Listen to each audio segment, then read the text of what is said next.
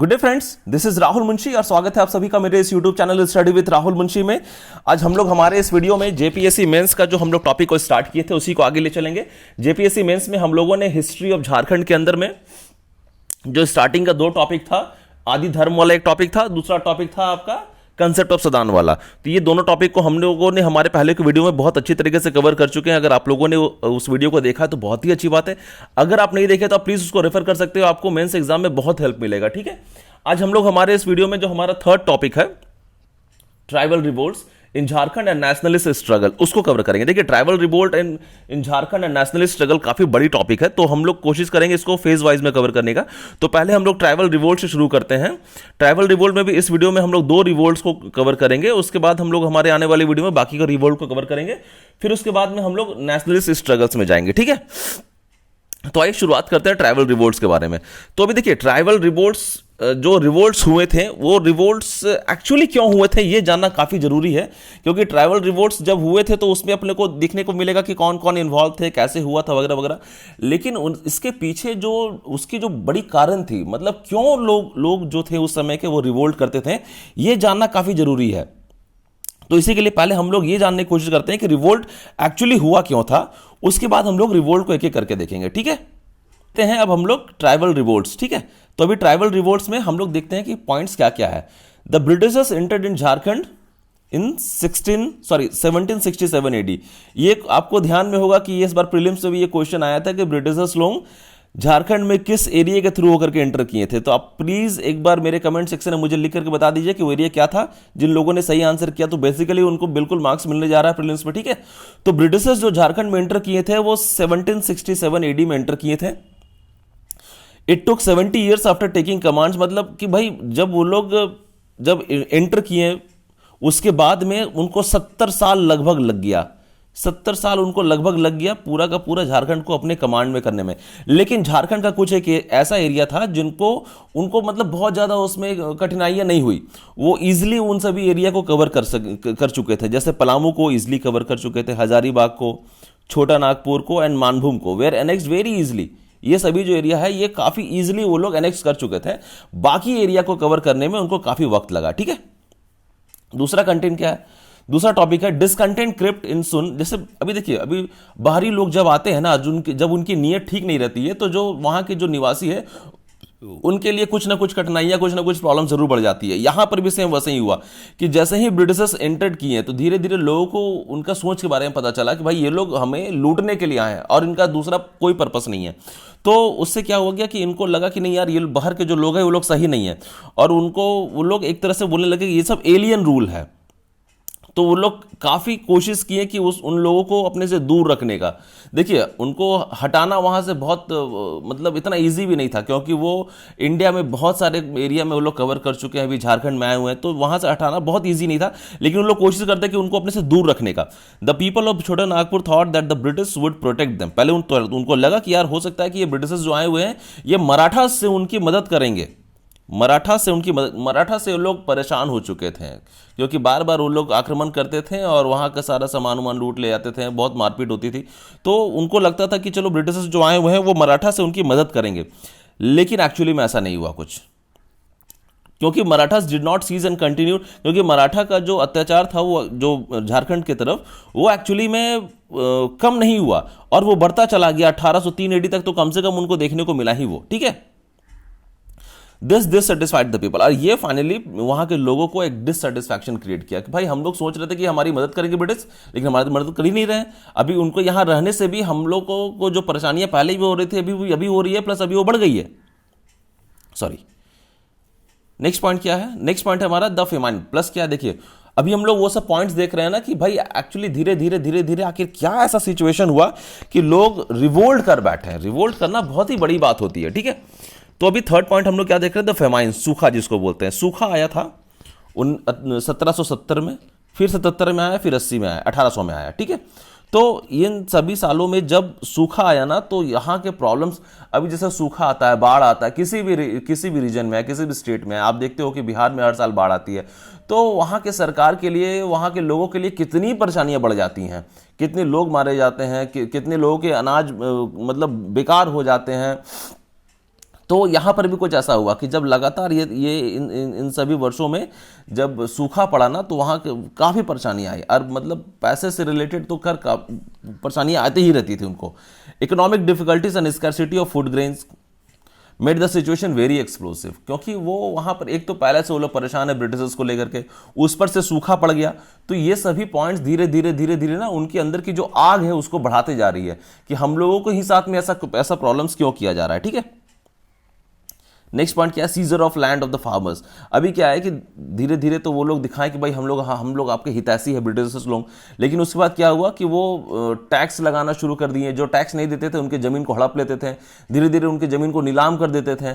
तो पहले तो ये सब पीजेंट्स जो गरीब लोग थे उन पर करते थे, उसके बाद जो जमींदार लोग थे उन लोग पर भी करना शुरू कर दिया। तो जब पीजेंट्स लोग करते थे उस समय जमींदार लोग उनका हेल्प नहीं करते थे, क्योंकि जमींदारों को ऐसा लगता था कि यार ब्रिटिशर्स को साथ में रहो तो उनको मदद मिलेगी। लेकिन धीरे धीरे जब वो जमींदार का भी जमीन को हड़प करके उसको बेचने लगे, तब जमींदार भी पीजेंट्स का साथ दे करके ब्रिटिशर्स के अगेंस्ट में जाने लगे। ठीक है, सीजर ऑफ द लैंड मतलब लैंड को सीज कर लिया जाता था। And the zamindars for non payment of taxes contributed to widespread dissatisfaction, क्योंकि जब टैक्स नहीं दिया जा रहा है, सीज कर लिया जा रहा है लैंड को, तो भाई अब किसी का खुद का खेत, अभी आपका खुद का खेत है, कोई इसको दूसरा को हड़प लेगा तो आपका भी गुस्सा आएगा। तो यही होता था उस टाइम पर भी। ठीक है, इन सभी पॉइंट्स को थोड़ा ध्यान रखिएगा, क्योंकि ये सभी पॉइंट्स ना आपका कॉमन सा पॉइंट है जो आपको एग्जाम में, मेंस एग्जाम में आपको आंसर लिखने में बहुत मदद करेगा। ठीक है, frequent use of forces for collection of land revenue. बहुत सारे लोग ऐसे रहते थे जो कि या तो उनके पास में ज़्यादा पैसा होता ही नहीं था, या अगर होता भी था तो वो देना नहीं चाहते थे, भाई मेरी मेहनत की कमाई हम दूसरों को क्यों दें। तो लेकिन वहाँ पर क्या होता था कि फोर्सफुली उनसे वो टैक्स कलेक्ट किया जाता था।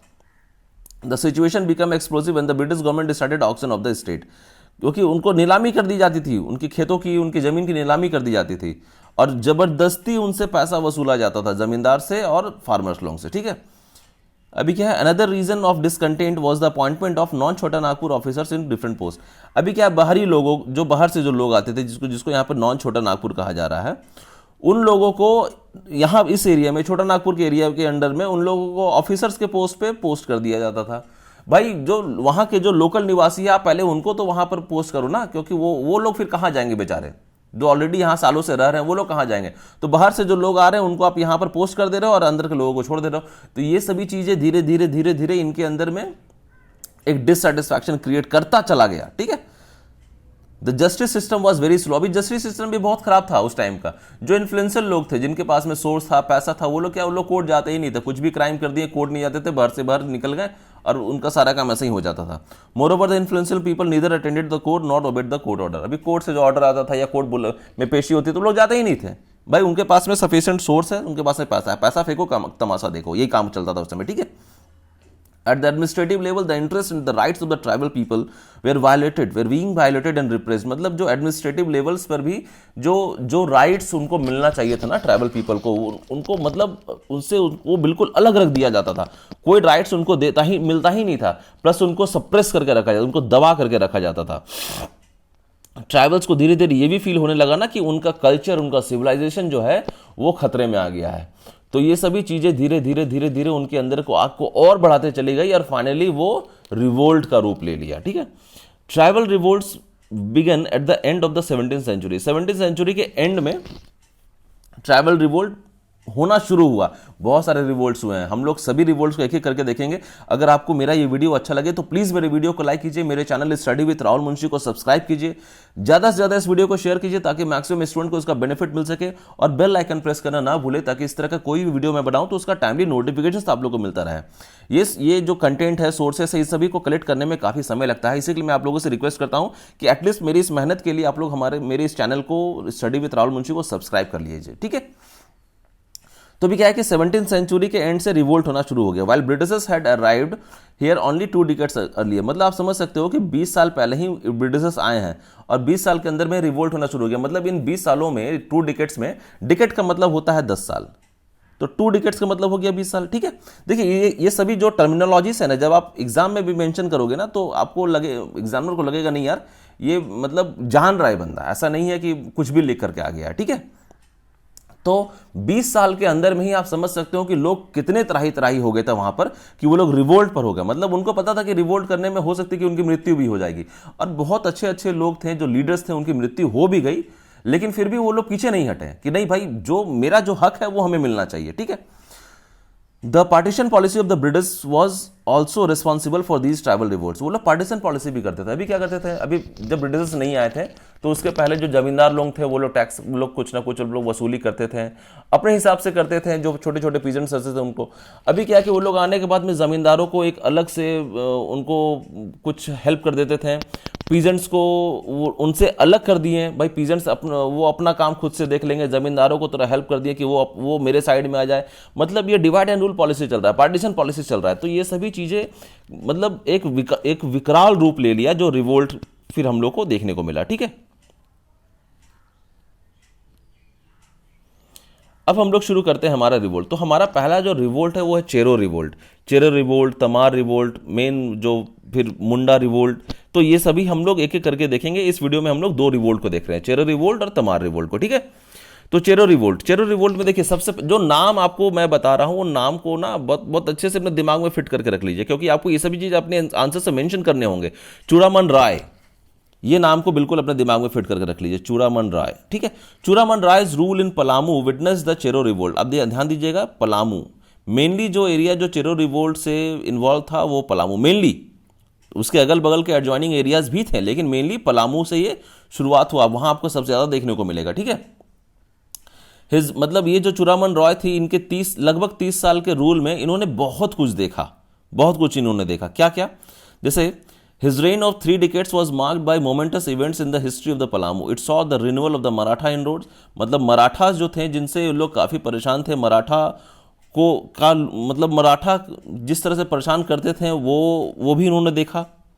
द डिप्रेडेशंस ऑफ द पिंडारीज, जो पिंडारीज जो लूटपाट किया करते थे वो भी इन्होंने देखा। आउटब्रेक, अभी बहुत सारे इंटरनल डिस्टर्बेंसेस भी होते थे, लोग आपस में मारपीट कर रहे हैं। मतलब ब्रिटिशर्स से, जमींदार से के अलावा लोग आपस में जो रह रहे हैं वो लोग भी काफ़ी मारपीट करते थे, तो वहाँ पर भी एक इंटरनल डिस्टर्बेंसेस भी होता था, तो वो सब भी उन्होंने देखा। An unprecedented rise in the power of the Thakurais. Thakurais का जो पावर मतलब एक जमाने में काफ़ी बड़ा था, तो वो भी उन्होंने अपने अपने राज्य में देखा, ठीक है। And finally the end of the ruling of the Chero dynasty, और उसके बाद धीरे धीरे चेरो डायनेस्टी का खात्मा जो हुआ वो भी उन्होंने देखा। मतलब आप देखो, जब 30 साल एक काफ़ी बड़ा समय होता है, तो 30 साल के दौरान में बहुत चीज़ों उन्होंने अपने समय में देखा। तो ये जो थे ना चूड़ामन रॉय, ये काफ़ी छोटे थे, छोटे में ही राजा बन गए थे। तो जब तक ये बड़े नहीं हुए थे, जब तक ये एडल्ट 18 ईयर्स क्रॉस नहीं किए थे, तब तक एक शिव सिंह को रखा गया था, जो कि इनकी मतलब वो पूरे एरिया का देख रेख करते थे। अभी हम लोग आगे देखते हैं ना कि एक्चुअली हुआ क्या उस समय। तो 1788 में Churaman Rai was formally invested by the government with the raja sahib of Palamu.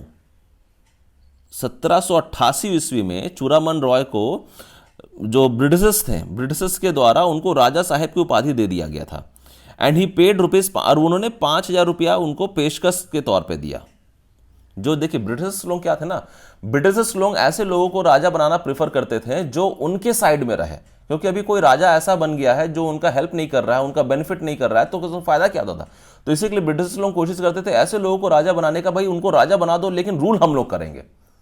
कहने को पेपर में राजा वो है, लेकिन उनके पीछे जो सारा रेवेन्यू कलेक्शन होगा, जो एडमिनिस्ट्रेशन होगा, जो भी चीज होगा, वो ब्रिटिश लोग हम लोग करेंगे, ठीक है। तो उन्होंने 1788 ईस्वी में चूड़ामन रॉय को फॉर्मली राजा साहब को उपाधि दिया, और उन्होंने उनको 5000 रुपये पेशकश दिए, ठीक है। अभी क्या, एक साल के बाद में 1789 at the time of the decennial settlement, decennial मतलब 10 साल का जो जैसे होता है ना सेटलमेंट, एक भाई की क्या क्या हुआ है, क्या नहीं हुआ, अगला 10 साल में हम लोग क्या, जैसे 5 ईयर प्लान हम लोग देखते थे ना, पंचवर्षीय योजना, तो ये डेसिनियल ये 10 साल होता है। तो अगले 10 साल में फिर हम अपने को क्या करना है, 10 साल में हम लोग क्या देखे हैं, 10 साल में आगे क्या करना है। तो जब ये 1789 में इसका वक्त आया, तो उस टाइम पे क्या हुआ, the state of Palamu was ordered to continue under the management and responsibility of the Shiv Prasad Singh. Shiv Prasad Singh के अंदर में उनका मैनेजमेंट का पूरा देखरेख दे दिया गया। क्यों दे दिया गया, on behalf of the minor raja क्योंकि जो चूड़ामन राय को जो राजा बनाया गया था उस समय माइनर थे, 18 साल उनकी नहीं हुई थी, वो बच्चे थे। तो इसी के लिए शिव प्रसाद सिंह को ये कहा गया कि भाई आप इनके जगह में आप पूरा देखभाल करेंगे पलामू रीजन का। तो हुआ कि भाई ठीक है, चलिए अपने देखभाल करेंगे। लेकिन अभी वही होता है ना कि जब मतलब नाम किसी और का हो रहा है, भाई राजा कोई और है लेकिन काम कोई और कर रहा है, तो वो क्या करता है ना, वो अपने हिसाब से कुछ ना कुछ जब मन में जब बेईमानी आ जाता है ना, तो वो बहुत आगे तक वो चला जाता है। इनके साथ भी ऐसा ही कुछ हुआ। Shiv Prasad Singh and all important servants of Churaman Rai were also the principal jagirdars of Palamu. अब ये लोग क्या थे, ये लोग पलामू में प्रिंसिपल जागीरदार्स थे, मतलब एक तरह से मेन जो होता था ना कि डंडा इन्हीं का चलता था, क्योंकि जो चूड़ामन राय थे वो माइनर थे, उनको कुछ पता ही नहीं चलता था कि भाई क्या हो रहा है नहीं हो रहा है। तो सारा का सारा देखभाल शिव प्रसाद सिंह चलता था कि करते थे, और शिव प्रसाद सिंह के अलावा जो दूसरे इंपॉर्टेंट लोग थे चूड़ामन राय के, वो लोग करते थे। Their personal interests therefore were at variance with their duties and each of them took advantage of the young age of the Chudaman राय। अभी क्या था कि भाई अभी जो ये लोग जो थे शिव प्रसाद सिंह और जो दूसरे लोग थे, उनका अपना पर्सनल इंटरेस्ट जाग गया, भाई हम लोग जितना हो सकता है लूटपाट कर लेते हैं, अपने पास में रख लेते हैं। चूड़ामन राय जो राजा है उनको जो ऐसे भी कुछ पता नहीं चलने जा रहा है, और वही हुआ क्योंकि वो लोग अपना पर्सनल इंटरेस्ट लोग लेकर के आए कि भाई अपने को देखना है, अपने को बचाना है, जो राज्य है राजा है वो लोग के बारे में अपने को उतना नहीं सोचने का है, ठीक है। तो ये उनके मन में आकर के बैठ गया। और क्यों? क्योंकि भाई जो चूड़ामन राय थे वो उस समय नाबालिग थे, वो उनको कुछ आइडिया ही नहीं मिलता था कि राजा को क्या करना है नहीं करना है, सारा काम कैसे चल रहा है, ठीक है। और उनको लगता था कि जो लोग हम मेरे जो सेवक लोग हैं वो लोग सही से काम अपना सारा काम कर रहे हैं। The jagirdars always created disturbances. अभी तो जागीरदार्स लोग जो थे, प्रिंसिपल जागीरदार, ये लोग शिव प्रसाद सिंह वगैरह और उनके साथ जो लोग थे, वो लोग हमेशा परेशानी क्रिएट करते थे। किनके लिए? जो छोटे मोटे गरीब लोग रहते थे ना, पीजेंट्स लोग, उनके लिए हमेशा परेशानी क्रिएट करते थे, विच डिड नॉट स्टॉप। अभी क्या था कि एक समय आया धीरे धीरे जब चूड़ामन राय एडल्ट बन गए, 18 साल उनकी क्रॉस हो गई, लेकिन उसके बावजूद भी जो उन लोगों का जो प्रताड़ना होता था गरीब लोगों की तरफ, वो खत्म नहीं हुआ, वो कम नहीं हुआ। क्यों? क्योंकि वो लोग एक कंट्रोल कर चुके थे पूरे के पूरे एरिया के ऊपर में। तो इतना इजी नहीं था ये चूड़ामन राय को, भाई वो 18 साल पूरा हो गया अब वो तुरंत में सारा कमांड अपने अंडर ले लेते, इतना इजी भी नहीं था उनके लिए। अभी 1795 मई में क्या हुआ, he requested the collector of Ramgarh to have a sazawal. इन्होंने रिक्वेस्ट किया, चूड़ामन राय जो थे उन्होंने रामगढ़ के जो कलेक्टर थे उनको रिक्वेस्ट किया सजवाल अपॉइंटेड करने के लिए। सजवाल क्या होता है देखिए, इन सभी वर्ड्स को बहुत अच्छे से याद कीजिए और आंसर में जरूर मेंशन कीजिए, मेंशन करके इसको अंडरलाइन भी जरूर कीजिए, ठीक है। सजवाल अपॉइंट किए। सजवाल क्या होता है? Appoint to collect the revenue of Palamu. तो सजवाल्स क्या होते हैं अभी देखते हैं। Under the sazawal system troops were quartered in the zamindari of the defaulting zamindar. जो जमींदार पैसा नहीं दे रहे हैं, कलेक्शंस कर ले रहे हैं, वो नहीं दे रहे हैं, या उनका जो हिस्सा था वो भी नहीं दे रहे हैं, तो उनको डिफॉल्टिंग जमींदार बोला जाता था। तो वैसे जमींदार जो डिफॉल्ट कर जाते थे, पैसा नहीं देते थे, तो उनसे फोर्सफुली वो पैसा को कलेक्ट करवाया जाता था। The revenue was collected forcefully. तो इसी के लिए सजवाल्स अपॉइंट किए जाते थे कि भाई वो जाएंगे, उनसे जबरदस्ती उनका जो वसूली होता था उनसे ले करके आएंगे, क्योंकि वो लोग खुद से तो दे नहीं रहे थे। अगर नहीं देंगे तो राज्य नहीं चलेगा। भाई अभी सरकार को अपना राज्य चलाने के लिए टैक्स का जरूरत है, पैसा का जरूरत है, वो नहीं मिलेगा तो चलाएगा कैसे, ठीक है। But the situation did not improve. लेकिन उसके बावजूद भी सिचुएशन इंप्रूव नहीं हुआ, इट वॉजंट, वो और खराब होते चला गया। 1799 when internal disturbances coupled with foreign inroads made his position almost untenable।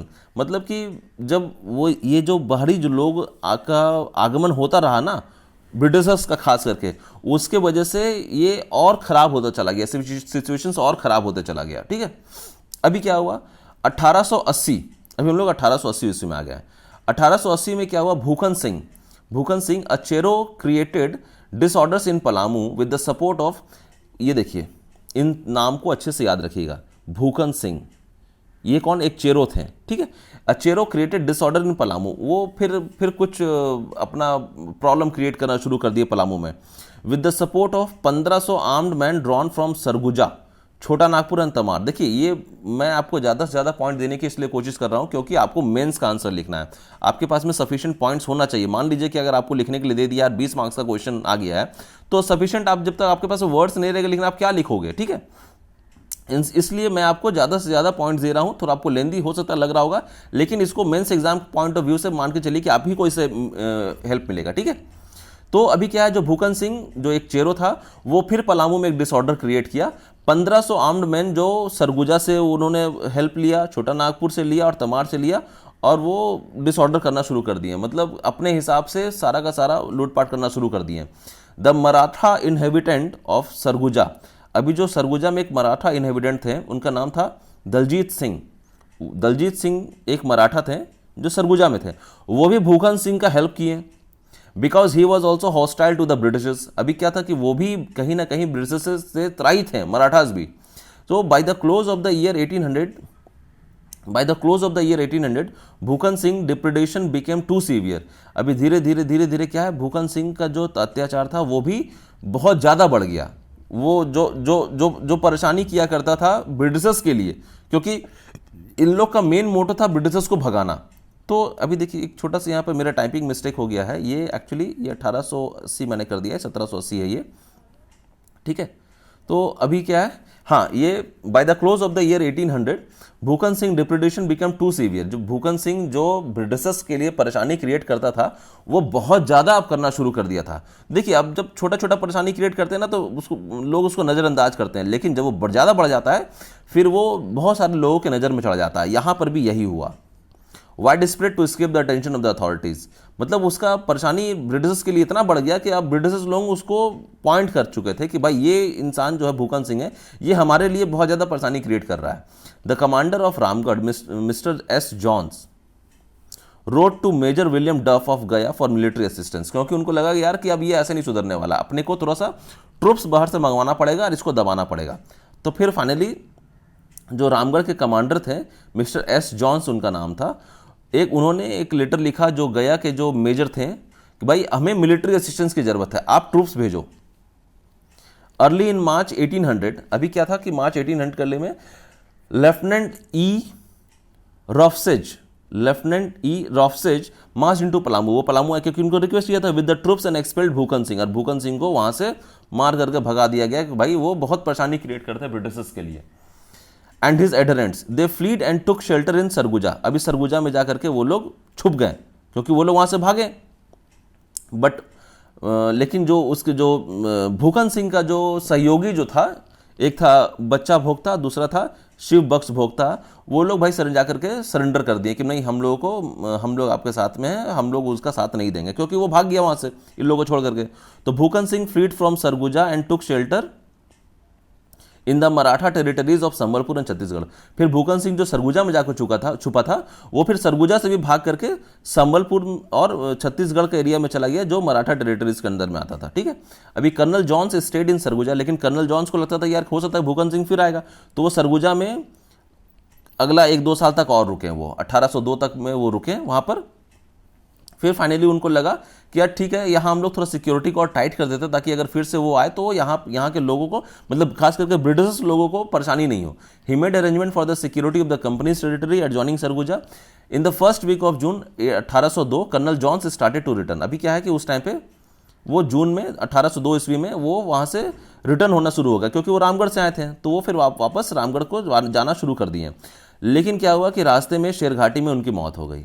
तो जब उनकी मौत हो गई तो उसके बाद में ये रिवोल्ट धीरे धीरे फिर वहीं पे ख़त्म हो गया, ठीक है। क्योंकि जो भूखन सिंह था वो लास्ट रिवोल्टर था, वो भाग गया, और जो ये थे कर्नल जॉन्स इनकी मृत्यु हो गई। तो तमाड़ रिवोल्ट यहाँ पर आकर के रुक गया, ठीक है। ये था तमाड़ रिवोल्ट के बारे में। अब हम लोग नेक्स्ट रिवोल्ट देखते हैं, सॉरी ये था हमारा चेरो रिवोल्ट। अब हम लोग देखते हैं तमाड़ रिवोल्ट के बारे में। तो तमाड़ रिवोल्ट देखिए रिवोल्ट जब भी हो रहा है हम लोग यही देख रहे हैं ना कि बाहरी लोग जो आ रहे हैं आकर के लूटपाट कर रहे हैं, जमीन हथिया ले रहे हैं, मारपीट कर रहे हैं, उनको ज़बरदस्ती टैक्स लिया जा रहा है। तो ये सब मेनली यही सभी पॉइंट्स था जिसकी वजह से रिवोल्ट्स होता था। तो तमाड़ भी कहीं ना कहीं इन सभी पॉइंट्स का ही एक रिजल्ट है। तो Tamar insurrection was outburst of the miseries and hardships of the people discontent against the company, क्योंकि कंपनी के अगेंस्ट में उन लोग को काफ़ी बहुत डिसकंटेंट होता था कि भाई जो कंपनी उन लोगों के लिए कुछ भी अच्छा नहीं कर रही है, कि वो लूटपाट कर रही है, इनको भागना होगा। जो वहाँ के जो एबॉरिजिनल पॉपुलेशन, जो वहाँ के जो लोकल निवासी थे, उनको बहुत परेशानी होनी शुरू हो गई, ठीक है। अभी क्या है, the influx of the traders lessee and petty officials stringent, मतलब कि धीरे धीरे लोगों का वहाँ बढ़ना शुरू हो गया। जो बाहरी लोग थे, जो ट्रेडर्स हैं, बाहर से जो लोग आते थे, या कोई ऑफिशियल आ रहा है, ब्रिटिश के ऑफिशियल्स आ रहे हैं, उनका आगमन बढ़ता जा रहा है। तो ये सभी चीज़ क्या है ना कि वहाँ के लोकल लोगों को एक संदेह दे रहा है कि हो सकता है कि आने वाला समय हमारे लिए सही नहीं होगा, और वो लोग ब्रिटिशर्स को और गंदी नज़र से देखना शुरू कर दिए हैं कि नहीं यार ये सभी का सभी प्रॉब्लम एक्चुअली ब्रिटिशर्स की वजह से ही हो रहा है। Tamar had shaken of the authority of the Nagvanshi ruler. तो तमार क्या है ना कि नागवंशी रूलर को कई एक बार परेशान कर चुका है। वहाँ पर जो नागवंशी रूलर्स थे, तमार में बहुत सारा छोटा पहले भी विद्रोह हुआ है, और वो वहाँ के जो नागवंशी रूलर्स थे उससे काफ़ी त्राही त्राही हो चुके थे। फॉर मोर देन 25 ईयर्स, 25 साल से वो लोग देख रहे थे इन सभी चीज़ों को। दृपनाथ शाह एक इंसान था, दृपनाथ शाह हैड मेड, वो काफ़ी कोशिश किए कि वहाँ के लोग जो रिवोल्ट कर रहे हैं उसको दबाने का। Dripnath Shah had made several attempts to reduce it to obedience and was twice assisted by the Marathas in his support. और मराठाज भी ये दृपनाथ शाह को हेल्प किए हैं ताकि जो काम वो कर रहे हैं दबाने का, वो उसको, ताकि उनको हेल्प मिल सके। बट हिज एफर्ट्स, लेकिन उनका जो एफर्ट्स था वो कुछ ज़्यादा रंग लेकर के नहीं आया। फिर क्या हुआ 1782 ईस्वी में, 1782 ईस्वी में ही tried to reduce the people of Tamar to obedience. लेकिन क्या हुआ, the result was that in February 1782 disturbances started afresh in Tamar. वो कोशिश कर रहे हैं उसको दबाने का, लेकिन उसके बावजूद भी क्या हो रहा है भाई, आप किसी भी चीज़ को जब जरूरत से ज़्यादा दबाओगे ना तो बस्ट हो जाता है, फट जाता है। यहाँ पर भी वही हुआ। तो वो डिस्टर्बेंसेस फिर से वहाँ पर क्रिएट होना शुरू हो गया तमार एरिया में। The upheaval increased further in 1783, और वो धीरे धीरे 1783 ईस्वी में और बढ़ गया। When the Tamar people secured the support of the plunderers of the Singhbhum, जो सिंहभूम के लुटेरे थे ना, प्लंडरर्स, उसका सपोर्ट मिला तमाड़ के लोगों को, क्योंकि तमाड़ के लोग परेशान हो चुके थे। एक तो वहाँ का राजा उनको हेल्प नहीं कर रहा है, दूसरा ऊपर से ब्रिटिशर्स आकर के उनको और लूटे जा रहे हैं। तो यहाँ जो लोकल लोग थे तमाड़ के, उनको सपोर्ट मिला, सिंहभूम के जो लुटेरे थे प्लंडरर्स, उनका मिला सपोर्ट। ठीक है, the disorder spread to the large tract of adjoining Tamar. अभी तमार के साथ साथ क्या है कि दूसरे अगल बगल के लोग जो एरिया थे वहाँ पर भी डिसऑर्डर्स क्रिएट होना शुरू हो गया। मेजर जेम्स क्रेफोर्ड, नाम याद रखिएगा जो भी मैं आपको बता रहा हूँ, major James Crawford suggested an immediate chastisements of the people of Tamar. क्योंकि अब उनको जब भी लगता था कि यार ये अपने हद से बाहर चले जा रहे हैं, अपने लिमिट से बाहर चले जा रहे हैं, तो इनको क्या होता था कि इनको या तो इनको दबाओ, या अगर नहीं दबा पा रहे तो भाई बाहर से फिर ट्रूप्स को बुला करके इनको दबाना पड़ेगा। तो मेजर जेम्स क्रेफोर्ड को यही लगता था कि अब इनको थोड़ा सा सजा देने का टाइम आ गया है, क्योंकि ये लोग मान नहीं रहे हैं, ये लोग अपने हिसाब से अपना मनमौजी करते जा रहे हैं। लेकिन वो उनके नज़र से आप जब देखोगे तो वो सही कर रहे थे, क्योंकि एक तो उनका एरिया, उनका ज़मीन सब आकर के बाहर वाले लोग लूट रहे थे। Major Crawford finally preceded to Tamar. Major Crawford क्या फिर तो तमार के लिए निकल पड़े 1783 ईस्वी में। ठीक है, एंड सप्रेस द इंसर्जेंट्स। और वो एज यूजुअल भाई बाहर वो जा रहे हैं इसी के लिए कि ताकि वहाँ के जो लोग थे जो उपद्रव कर रहे हैं उसको दबाने के लिए, और वहाँ जा करके इंसर्जेंट्स को सप्रेस कर दिए। The latter surrendered on the condition that they would not be. अभी क्या है, जो लोग उपद्रव कर रहे थे वहाँ के जो लोकल निवासी थे, एक्चुअली वो लोग तो अच्छा ही कर रहे थे अपने लिए, लेकिन इनके नज़र से आप देखोगे तो वो लोग उपद्रव कर रहे थे। तो वो लोग अपने आप को सरेंडर किए इसी शर्त पे कि उनका जो भी उनका काम होगा वो क्रिमिनल कोर्ट में नहीं किया जाएगा, उनको क्रिमिनल कोर्ट नहीं भेजा जाएगा। और ये जो मेजर क्रेफोर्ड थे उनको लगा कि यार चलो कम से कम एक शांति बनी रहेगी, तो वो भी उनका उस रिक्वेस्ट को मान लिए।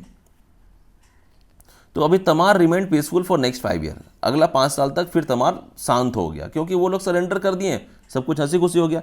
लेकिन वो केवल 5 साल के लिए हुआ। Troubles however resumed. अभी क्या है 1789 में फिर से प्रॉब्लम होना शुरू हुआ। द लीडर्स ऑफ द, अभी क्या है कि अभी फिर एक नए लीडर आए वहाँ पर, क्योंकि बार बार लोगों को जब लगता था ना कि बाहरी लोग उन पर अत्याचार कर रहे हैं, तो कोई ना कोई समय पर आते रहता था, मतलब उन कोशिश करता था कि यार बाहरी लोगों को और हटाओ यहाँ से। तो उस समय के जो लीडर थे विष्णु मानकी और मौजी मानकी, जब ट्रेवल शुरू हुआ ना 1789 में, उस समय के लीडर थे विष्णु मानकी और मौजी मानकी। They adopted a defiant attitude and refuse to pay their revenue. और वो लोग बोले कि नहीं भाई, हम लोग अपना कोई रेवेन्यू, कोई टैक्स ब्रिटिशर्स को नहीं देने जा रहे हैं। Finally lieutenant Cooper advance against them with the detachment of force and subdued them. लेकिन क्या भाई, फिर होना वही था, लेफ्टिनेंट कूपर जो थे वो फिर अपना ट्रूप्स लेकर के, फोर्स लेकर के उन सभी लोगों को दबा दिए। देखिए ये बेचारे गरीब लोग थे, ये लोग अपनी तरफ से कोशिश बहुत करते थे, लेकिन जब इनको ऊपर से कोई मदद नहीं मिलता था ना, तो फाइनली इनको दबना ही था, ये लोग भी जानते थे। लेकिन अब हार मान ले ये सही नहीं था। तमार रिमेंड क्वाइट टिल 1794, 1794 ईस्वी तक वो शांत रहा। लेकिन फिर क्या हुआ, नवंबर के महीने में फिर वो रेस्टलेस, फिर उस वहाँ पे प्रॉब्लम होना शुरू हो गया। At that time the insurrection was also joined by, उस टाइम पे जो वहाँ पर जो इंसुरेक्शन था वो वहाँ के जागीरदार भी उनको सपोर्ट किए। पहले तो जो वहाँ के पीजेंट्स थे, गरीब आदमी लोग थे, वो लोग करते थे, लेकिन अभी क्या थे, ये यहाँ पर जब 1794 ईस्वी में हुआ तो वहाँ के जागीरदार भी उसको सपोर्ट करने लगे, वहाँ पे तमार के लोगों को। फिर 2 जनवरी 1795 the board of revenue of Calcutta informed the collector of Ramgarh that necessary order, क्योंकि अब इनको डर लगने लगा, इनको लगा यार कि इसको नहीं दबाया जाएगा तो ये लोग फिर आगे जाकर के और इनके लिए प्रॉब्लम क्रिएट करेंगे। तो जो बोर्ड ऑफ रेवेन्यू कैलकाटा में उस समय हुआ करता था, वो रामगढ़ के कलेक्टर को इन्फॉर्म किया कि भाई वहाँ पर डिस्टर्बेंसेस शुरू हो गया है तमाड़ में, आप उसको दबाओ। But nothing very tangible seems to have been achieved by the government forces. लेकिन 1795 तक गवर्नमेंट उनको ज़्यादा तक दबा नहीं पाई, क्योंकि वो लोग इतने ज़्यादा अभी परेशान हो चुके थे वहाँ पर। ठीक है, अभी क्या है, एक नया नाम आपको यहाँ पर देखने को मिल रहा है, captain B Bayne. Captain B Bayne withdrew to Jhalda. अभी क्या है, कैप्टन बी बायने झालदा के लिए निकल पड़े इन फरवरी 1796 ईस्वी में फॉर गेटिंग मोर रीइंफोर्समेंट, ताकि उनको और ज़्यादा मदद मिल पाए, उनको और ज़्यादा ट्रूप्स मिल पाए। Immediately after the withdrawal of the captain B Bayne, अभी जैसे ही कैप्टन बी बायने झालदा के लिए निकले, यहाँ पर क्या हुआ, राम शाही मुंडा और ठाकुरदास मुंडा, वो लोग जो वहाँ का राहे में जो एक फोर्ट था, किला था, उसको वो लोग अपने कब्जे में ले लिए। ठीक है, समझ रहे हैं, मतलब ये कैप्टन बी बायने, आपको यहाँ पर एक नया नाम देखने को मिल रहा है, ये झालदा के लिए निकले ताकि वहाँ से कुछ और ट्रूप्स को, कुछ और फोर्स को लिया जा सके। अभी जैसे ही वो वहाँ से निकले जो कैप्टन बी बायने, तो राम शाही मुंडा और ठाकुरदास मुंडा जो राहे में जो फोर्ट था उसको अपने कब्जे में ले लिया, विच बिलोंग टू, लेकिन वो एक्चुअली वो फोर्ट था कि इसका वो नरेंद्र शाही और कुंवर लक्ष्मण शाही का था। ठीक है, देखिए सभी नामों को कोशिश कीजिए याद रखने का, ये आपको ना आंसर लिखने में बहुत मदद करेगा। ये कब हुआ था, 17 फरवरी 1996 में। By the close of the month the insurrection become widespread. अभी धीरे धीरे जो इंसुरेक्शन जो था, जो वहाँ पर उपद्रव मचाया जा रहा था, वो और भी बढ़ता चला गया, और and engulf the entire reason. धीरे धीरे वो पूरे रीजन, मतलब लोगों को लगने लगा यार कि हम लोग अगर इनका साथ देंगे तो हम ही लोग बेनिफिट में रहेंगे, क्योंकि ब्रिटिशर्स से बचने के लिए हम लोग को एकजुट होना ही पड़ेगा। तो धीरे धीरे अगल बगल वाले लोग भी इनकी मदद करने लगे। ठीक है, द मुंडाज, मानकीज एंड जमींदार ऑफ सिल्ली एंड राहे जॉइंट द अपराइजिंग। उसके बाद मुंडा, मानकी और जो जमींदार थे सिल्ली के और राहे के, वो सभी आपस में एकजुट होकर के सबकी मदद करने लगे। अभी क्या था, meanwhile the company try to extend its direct administration over Chota Nagpur area. अभी क्या था कि जो कंपनी के जो लोग थे, वो लोग कोशिश में थे कि छोटा नागपुर एरिया का जो एडमिनिस्ट्रेशन था उसको डायरेक्ट अपने कंट्रोल में, कोई राजा कोई जमींदार नहीं, डायरेक्ट उसको अपने एडमिनिस्ट्रेशन में, क्योंकि वो लोग देख रहे हैं कि धीरे धीरे सारे लोग रिवोल्ट करना शुरू कर दिए हैं। But the measures failed misery, लेकिन वो उनका काम ऐसा कुछ हो नहीं पाया। जो ब्रिटिशर्स लोग सोच के चल रहे थे कि डायरेक्टली छोटा नागपुर एरिया को अपने एडमिनिस्ट्रेशन करना, लेकिन वो हो नहीं पाया। Disturbances broke out once more in Tamar. फिर उसके बाद डिस्टर्बेंसेस फिर एक बार फिर से टूटा 1819 ईस्वी में। द मेन लीडर, अभी क्या था, उनके जो मेन लीडर थे वो थे दौलत राय मुंडा ऑफ इटकी, शंकर मानकी, भद्रा मुंडा, टेपा मानकी etcetera. The disturbances which began in August in 1819 became more severe. अभी जो इस बार जो डिस्टर्बेंसेस आया था वो और भी ज़्यादा सीवियर, वो और भी ज़्यादा परेशानी करने वाला था। एंड वाइड स्प्रेड बाय सितंबर, और वो सितंबर आते आते और भी फैला। ठीक है, अभी जो थे major Roughsedge send troops and they suppress the insurgent, क्योंकि टाइम टू टाइम यही होता था कि जब लोग अपना जब एक हल्ला बोलते थे, उसके बाद में ब्रिटिशर्स लोग आकर के उसको दबा दिया करते थे। यहाँ पर भी यही हुआ। But this success proved short lived as the insurrection stress to other adjoining areas. लेकिन धीरे धीरे क्या हुआ कि जो इंसुरेक्शन जो था, ये जो लोग जो आपस में मिल करके ब्रिटिशर्स के अगेंस्ट में जो हल्ला बोल करना शुरू किए थे, वो दूसरे एरिया में भी फैलना शुरू हुआ। Realising the grave situation, Roughsedge himself rush to Tamar. अभी रॉफसेज को रियलाइज हुआ कि यार वहां पर बहुत ज़्यादा लोग उपद्रव करना शुरू कर दिए हैं, तो वो खुद ही तमार को निकल पड़े। ए जे कैवलिन वॉज ऑलरेडी देयर। वहाँ पर एक ब्रिटिशर्स थे ए जे कैवलिन, और जो मेजर रॉफसेट थे वो ऑलरेडी तमाड़ में आए। तो अब वहाँ पर 2 लोग हो चुके थे जो एक बड़े ऑफिसर्स थे ब्रिटिशर्स के। The combined efforts of these 2 officers yielded result and bye January 1820 the insurgent were driven out. ये दोनों मिल करके वो सभी उपद्रवियों को दबा दिए वहां पर। Tamar however did not remain peaceful for long. Sign of ferment were visible in January 1821. A new leader, Kunta Munda, had emerged on the scene of Tamar by this time. The tribal leader had started preparation with the assistance of the लकड़ा. अभी क्या है, tribal leaders वो लोग लकड़ा कोल जो सिंहभूम के थे उनका मदद देना भी शुरू किया, क्योंकि देखिए जब भी लोग शुरुआत कर रहे हैं ना, ब्रिटिश लोग कोई ना कोई आकर फिर इसको दबा दिया जा रहा है. But Kunta fail to stage insurrection, लेकिन कुंता इंसुरक्शन को और आगे तक ले जाने में फेल हो गए, वो उतना नहीं कर पाए. Kunta was arrested and sent to Midnapore, क्योंकि उनको अरेस्ट कर लिया गया और उनको मिदनापुर भेज दिया गया. तो आप ये देख रहे हो ना कि समय समय पर लोग आ रहे हैं, क्योंकि उनको ऐसा रियलाइज हो रहा है यार कि बाहरी लोग उन पर कितना अत्याचार कर रहे हैं. तो जो भी नाम मैं आपको बताता हूँ ना, वो चाहे ब्रिटिश के साइड से हो चाहे छोटा नागपुर एरिया के साइड से हो, उन नाम को कोशिश कीजिए अच्छे से याद करने का और अपने आंसर में उसको लिखिए, मेंशन कीजिए, ठीक है. और साथ ही साथ उसको अंडरलाइन भी कीजिए. ये और जो भी मैं आपको वर्ष बता रहा हूँ वो वर्ष को भी अच्छे से याद कर लीजिए कि वो कब हुआ था. ये आपको बहुत मदद करेगा आपका आंसर्स को लिखने में, ठीक है. तो ये भी हम लोगों ने चेरो रिवोल्ट और तमार रिवोल्ट को हमने देखा. हम लोग हमारे आने वाले वीडियो में बाकी रिवोल्ट्स को भी कवर करेंगे और इस स्ट्रगल मूवमेंट को भी हम लोग देखेंगे कि भाई वो कैसे हुआ था. तो अगर आपको मेरा ये वीडियो अच्छा लगा हो तो प्लीज़ मेरे वीडियो को लाइक कीजिए, मेरे channel study with Rahul Munshi को सब्सक्राइब कीजिए, ज़्यादा से ज़्यादा इस वीडियो को शेयर कीजिए ताकि मैक्सिमम स्टूडेंट को इसका बेनिफिट मिल सके. और बेल आइकन प्रेस करना ना भूले ताकि इस तरह का कोई वीडियो मैं बनाऊँ तो उसका टाइमली नोटिफिकेशन तो आप लोग को मिलता रहे. धीरे धीरे हम लोग कोशिश करेंगे कि हम लोग सारे टॉपिक्स को कवर करें. एक्चुअली तबीयत खराब होने की वजह से मैं कुछ एक दिन वीडियो नहीं बना पाया था, लेकिन अभी कोशिश करूंगा कि इसको अच्छे से कवर कर पाऊं. और इस पूरे वीडियो का आपको जो पीडीएफ है वो आपको हमारे Telegram channel study with Rahul Munshi में अवेलेबल मिल जाएगा. आप चाहें तो वहां से इसको डाउनलोड कर सकते हैं.